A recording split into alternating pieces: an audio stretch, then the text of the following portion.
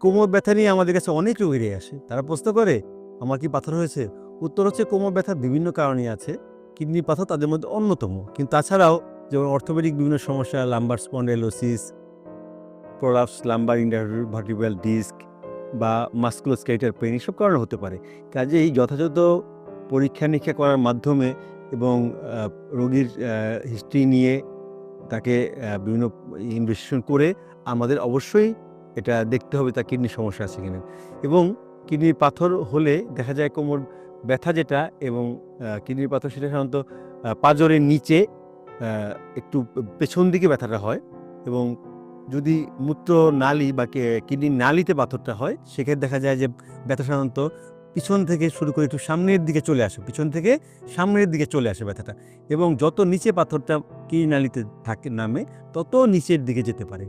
যেমন সে অনুযায়ী আমরা আপার ইউরেটার, মিড ইউরেটার, লোয়ার ইউরেটারে পাথর হলে একেক রকম আস্তে, আস্তে ব্যথাটা নিচের দিকে নামে। মূত্রথলিতে যদি পাথর হয় সেক্ষেত্রে ব্যথাটা করবে জাস্ট তলপেটে এবং প্রস্রাবের উপরে। ইভেন প্রোস্টেট গ্ল্যান্ডে এবং মূত্রপথেও পাথর হতে পারে।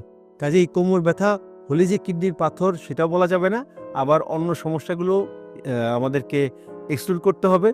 কিডনির পাথর হলে সেক্ষেত্রে আমাদের অবশ্যই ইউরোলজিস্টের শরণাপন্ন হতে হবে।